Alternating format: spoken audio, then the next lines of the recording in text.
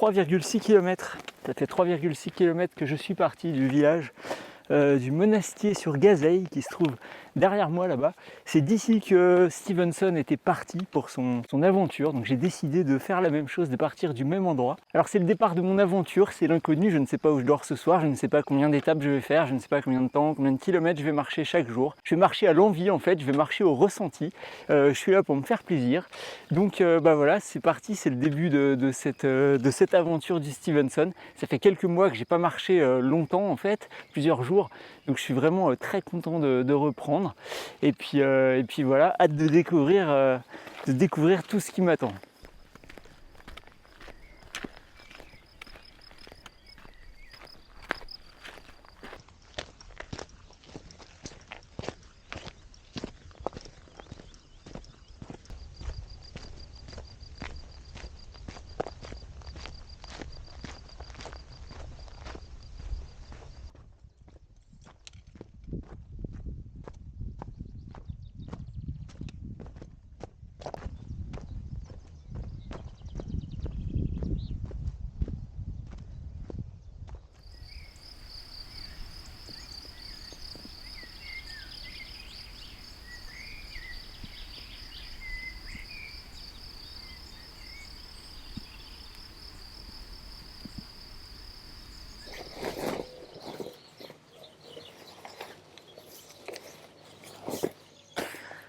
Et voilà, bivouac du soir installé. Bon, alors j'ai fait une pause dans un village qui s'appelle le Bouchet Saint-Nicolas. Parce que, alors j'avais tout lu hein, sur le GR70, j'avais lu c'est très facile de trouver des emplacements de bivouac et c'est très difficile de trouver des emplacements de bivouac. Bon alors, je ne sais pas comment je me suis débrouillé, mais depuis le Monastier sur Gazeille jusqu'à ici, il y a 25 km je crois, je vous note ça dans un coin. Alors c'est très joli, mais en fait on passe beaucoup au milieu des champs, il y a des clôtures barbelées de chaque côté du chemin, donc en fait les endroits où on peut éventuellement poser sa tente, j'en ai peut-être trouvé un ou deux dans la journée, enfin l'après-midi, je suis parti à midi et demi hein, de Monastier, mais j'ai trouvé un endroit, mais il était 16 h, j'avais pas m'arrêter à cette heure-là. Donc bah, j'ai continué, je suis arrivé dans ce village très charmant, et voilà, il y a un camping municipal qui m'a l'air d'être un très bel endroit. Donc voilà, je vais me poser ici pour la nuit, et puis j'espère que les prochaines nuits, j'arriverai à me trouver de beaux endroits de bivouac. Oh, oh là là. Donc j'ai trop bien dormi. Alors la couette là, génial. En fait du coup j'ai ouvert parce il faisait relativement doux, il faisait 7 degrés cette nuit. Donc j'avais beaucoup trop chaud le quilt fermé. Donc j'ai tout ouvert comme à la maison, comme une couette. Et j'ai passé une super nuit, je suis super content. Donc il y a un petit peu de vent, le temps a l'air d'être un petit peu changeant, ils annoncent un petit peu de pluie cet après-midi. Mais voilà, bien reposé, très envie de repartir. Donc il n'y a plus qu'à ranger tout ça.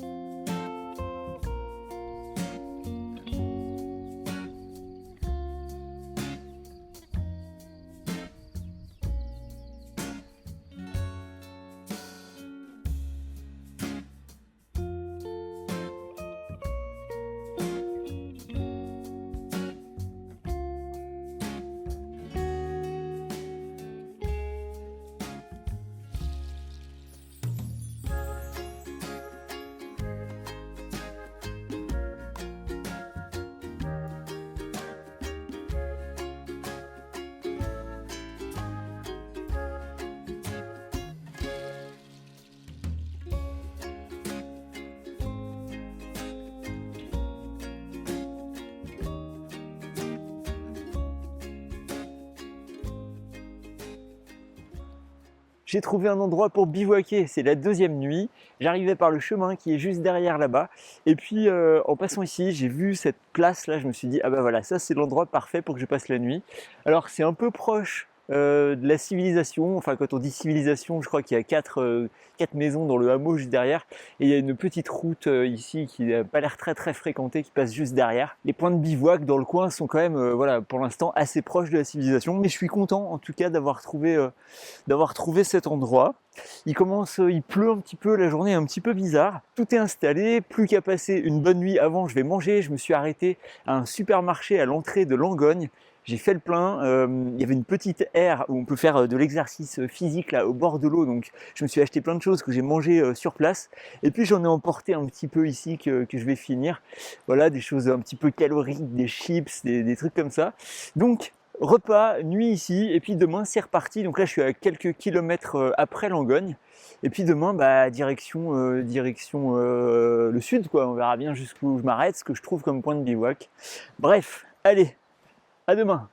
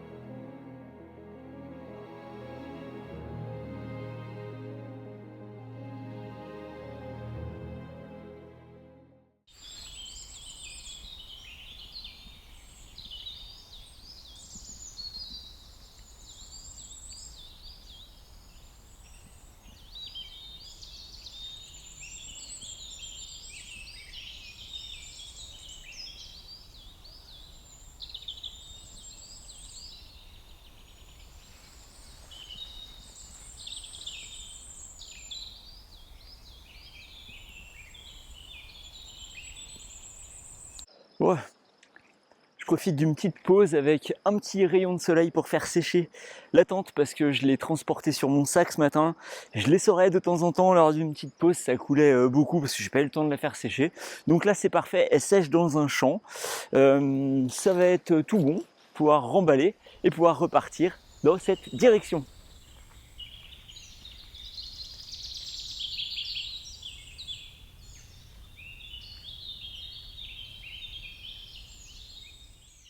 Voilà, alors là, vous êtes vraiment sur les traces de Stevenson et vous arrivez à l'abbaye qui malheureusement a brûlé depuis le passage et qui a été reconstruite tout en bas dans la vallée, vous voyez, qui est par là-bas. D'accord. Et Stevenson est arrivé, il est passé par ce porche-là et l'abbaye s'étendait sur tout cet espace qui est là.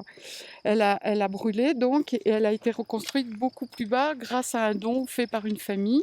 Et les moines, qui sont des moines trappistes, sont restés dans cette vallée.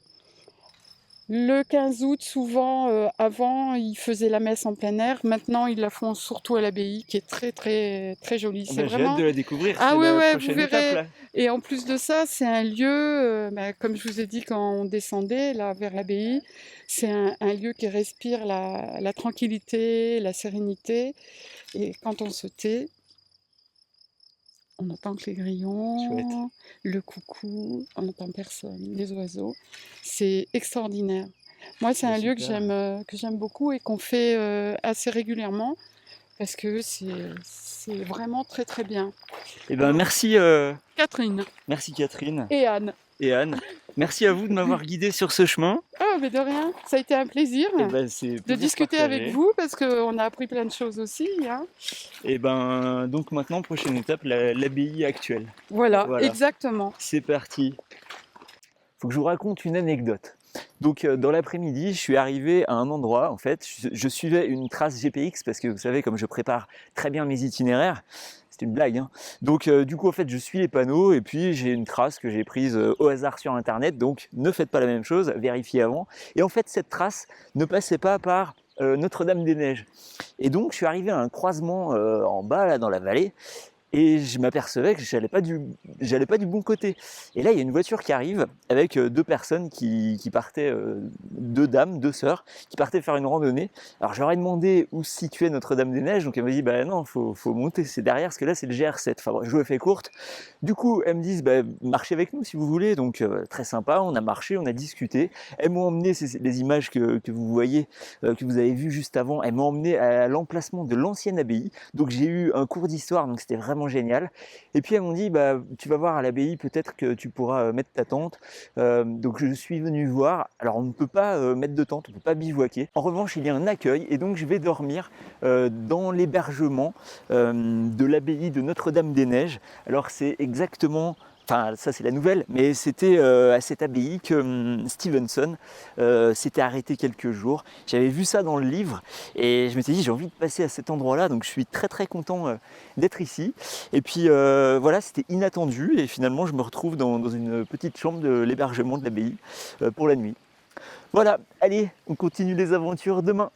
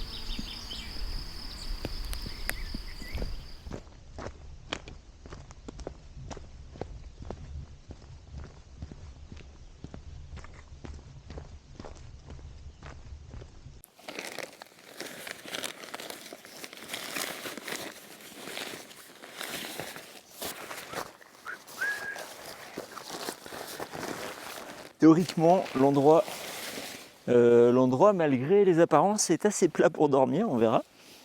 Bon, je vais aller gonfler le matelas après.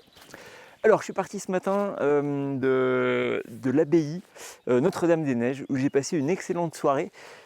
C'était une surprise, je ne m'attendais pas spécialement, je ne savais pas où j'allais dormir. Et puis finalement, je me suis retrouvé à dormir à l'abbaye. Et c'était vraiment un bon moment. Il y a un moine qui a fait à manger pour le soir. Voilà, tout le monde après a fait la vaisselle, a tout essuyé, a tout rangé, tout remis en état. C'était une super ambiance, j'ai beaucoup discuté avec mes voisins de table. C'était vraiment génial comme rencontre, donc très très content de cette expérience-là. Donc je suis parti de Notre-Dame-des-Neiges ce matin, et là j'arrive, en face de moi là-bas je vois les monts du Lozère. Donc là je suis à 1400 mètres d'altitude, ils annoncent relativement froid cette nuit, près zéro, et du vent. Donc je me suis mis en lisière de forêt, en fait le chemin passe juste derrière, et puis j'ai repéré ce petit coin là abrité, donc je me suis dit ça va être bien pour la nuit. Bon, on verra si j'ai fait le bon choix. Et puis demain matin, direction les monts du Lozère, 1700 mètres d'altitude. Alors aujourd'hui c'était une super étape parce qu'il y a eu beaucoup plus de relief, ça fait plaisir, ça me fait penser un peu plus aux montagnes. Donc très content d'avoir fait un petit peu de dénivelé et voilà, de ressentir un peu les efforts et tout, ça c'était chouette. Voilà, allez, c'est parti, préparation de la nuit, et puis demain, direction les monts du Lozère. Gonfler le matelas avec la petite pompe. Franchement, très très pratique. Ah, c'est un confort ce truc. Ça n'a pas de prix. Enfin, ouais, vous avez compris.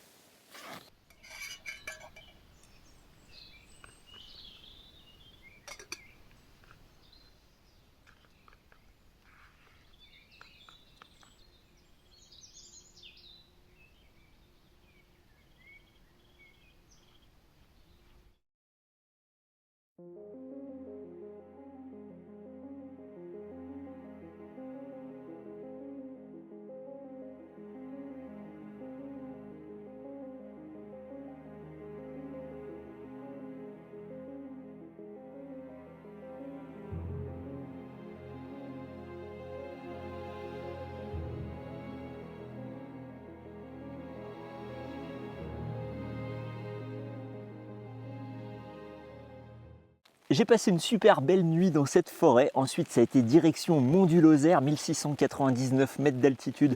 Magnifique, désertique, tout plat comme sommet, mais très joli, vue à 360 degrés. Donc il y avait des côtés où il faisait beau, des côtés où il faisait moins beau. La journée a été pleine de contrastes. Là, si vous entendez du bruit pendant que je parle, c'est parce que oui, je suis sous la tente. Et là, il pleut ce soir, je suis au col du Sapet. Donc la journée a été magnifique, j'ai eu des descentes très très belles, des descentes avec des cailloux, ça changeait un petit peu des chemins qu'on trouvait. On traverse plein de jolis villages, il y a un village, j'ai trouvé ça super sympa parce qu'en fait il y a un panneau pour indiquer WC et puis eau potable. Dans les WC c'est écrit c'est la voisine qui entretient les WC, donc merci d'être respectueux. Enfin, c'est super sympa, je trouve que dans le petit village ils s'occupent des randonneurs et il y a même des gens. Ils ont le bas de leur garage, ils ont mis un panneau, ils ont mis randonneur, ce Porsche est à vous. Donc ils ont mis, c'est une sorte de Porsche abrité. Ils ont mis une table, des bancs pour s'abriter s'il pleut, pour faire une pause. Je trouve ça vraiment, vraiment très très sympa cet accueil des randonneurs. Et puis après en arrivant sur le village de Pont-Mauvert, je crois, je sais plus, je marquerai si je me suis trompé, j'arrive pas à retenir ce nom. C'était magnifique également, j'ai pique-niqué au bord de l'eau, j'ai acheté à la charcuterie et puis à la boulangerie, j'ai discuté avec les gens, très sympathique. Ensuite la montée, elle est magique, regardez avec les genêts en fleurs, mais c'était magnifique, avec donc les couleurs et puis les odeurs du genêt. Bref, très très beau. Et là, le temps s'est un peu gâté par la suite, plus loin. Donc j'ai trouvé refuge dans une très très belle cabane. On était plusieurs à s'abriter. Plusieurs vont y passer la nuit, je pense. Donc moi, j'aime bien ma tente, mon confort. Voilà, donc j'ai préféré marcher 2 km de plus. Je suis au col du Sapet. Et c'est donc là où je vais passer la nuit. C'est là où vous me voyez dans ma tente. Je vous montre un petit peu l'extérieur, ce que ça donne. Hop. Donc, je suis là. Donc normalement, le chemin part par là-bas pour demain matin. Et puis bah voilà, ils annoncent des rafales 70 km/h.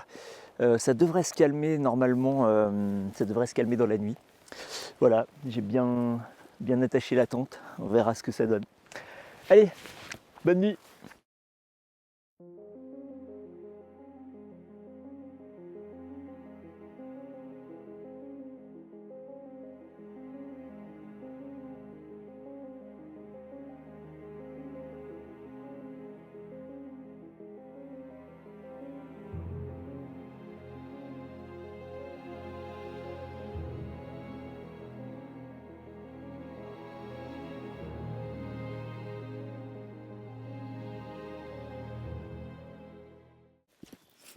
Matin du 6e jour, le parapluie fait sa sortie pour la pluie cette fois. Alors la nuit a été très pluvieuse, il a plu toute la nuit. J'ai eu de la chance, j'ai eu une éclaircie ce matin pour pouvoir ranger mon bivouac. Donc j'ai attaché comme l'autre jour la toile extérieure de Mike Smith, regardez. Hop, cette fois j'ai trouvé une astuce avec une sangle, je l'ai attachée au sac comme ça, elle ne ballotte pas quand on marche. Et oui, pourquoi n'y ai-je pas pensé l'autre fois? Ah là là. Bref, direction Florac, sous la pluie et sous la grisaille. C'est le premier jour qui est comme ça, mais voilà, il en faut aussi. Et puis bah, c'est différent, ça fait ressortir les odeurs de la forêt. C'est toujours, c'est une expérience qui est quand même bien, même s'il pleut. Allez, à tout à l'heure.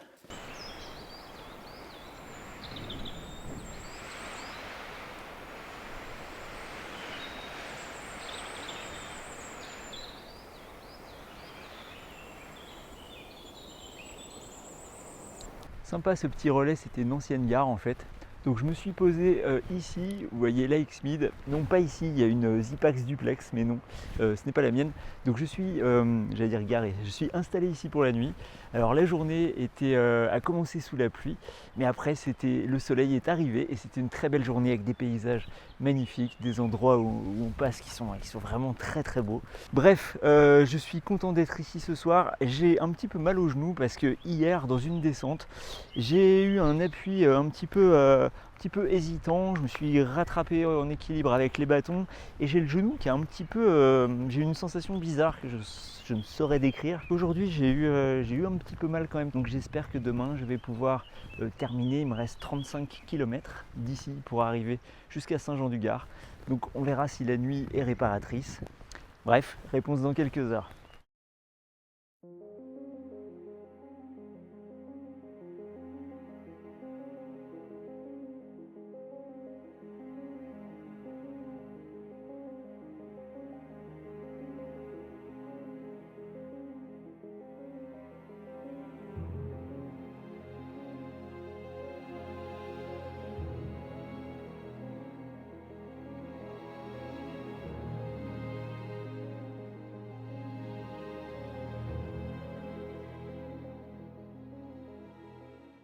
Saint-Étienne, vallée française. Alors, j'ai fait un arrêt au restaurant un peu plus loin là dans le village. J'ai mangé un plat copieux, mais alors ça fait trop du bien. Il y avait de la charcuterie locale, il y avait de la salade bio, enfin, bref, c'était trop bon. Donc ce village se situe à une dizaine de kilomètres de ma destination, Saint-Jean-du-Gard. Alors j'ai passé une excellente nuit, ça mérite d'être souligné parce que je dors pas forcément bien toutes les nuits. Donc très bonne nuit. Ce matin au réveil, pas de douleur, donc je suis parti. C'était vraiment très agréable à monter, c'était très joli. Et là le soleil est vraiment de la partie, la chaleur également. Donc toutes les conditions sont réunies pour une excellente fin de parcours.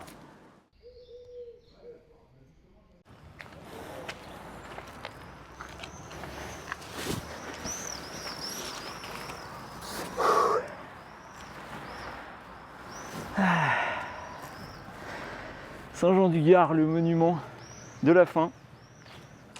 Le chemin de Robert Louis Stevenson en compagnie de Modestine, 1878, le monastier sur Gazeille, jusqu'à Saint-Jean-du-Gard. Et en plus, je suis arrivé avec le soleil et le beau temps.